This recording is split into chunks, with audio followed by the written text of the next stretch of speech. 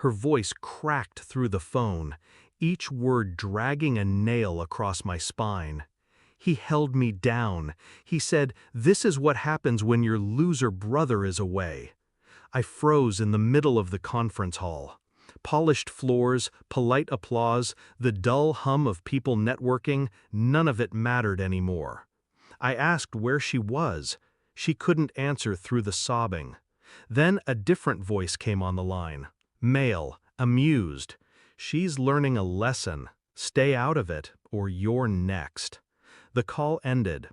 For a moment, my hands hung at my sides, perfectly still, like the rest of me had been carved from ice.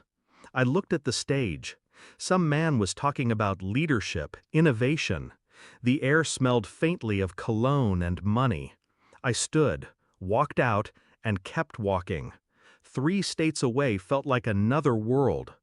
At the curb outside, I called a number I'd buried in my phone, the kind you keep for the day you hope never comes.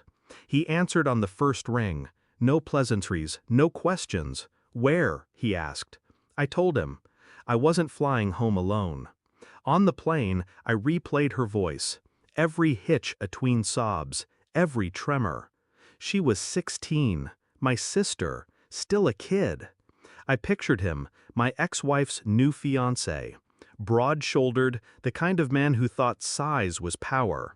I'd met him once. His handshake was hard for the sake of being hard. He smiled without his eyes. When my marriage ended, I'd walked away clean. No court battles, no screaming matches. She'd told me she needed something different. I never asked what that meant. Now I knew. Not the cheating, I'd guessed that long ago. This was worse.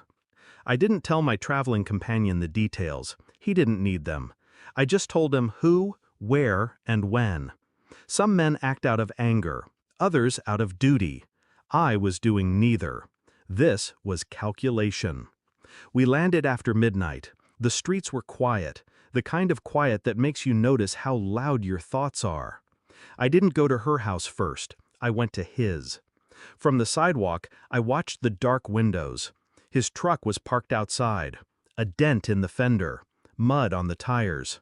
No alarm system. He was too arrogant for one. I memorized the layout from the shadows. The back door, the fence, the light over the garage that didn't work. The next day I played normal. I went to the police, filed a report, watched them take notes like they were writing a grocery list. One officer's eyes told me they weren't going to do anything. So I made my own list. I found his social media, his gym schedule, his preferred bar on Fridays. I tracked his fiancée, my ex, just enough to know when she was home and when she wasn't. And I watched my sister. She tried to pretend she was fine. She wasn't. Her eyes avoided mine. She flinched when I moved too quickly. The conference badge was still in my pocket. It felt like a souvenir from another life. 3 days later, I had the footage. Security camera from the neighbor's porch. Grainy, but clear enough. Him dragging her by the wrist, shoving her into the house. I copied it to a thumb drive, printed still frames, dated, time-stamped. That night, I knocked on his door. He opened it, smug already. I handed him the envelope, said nothing.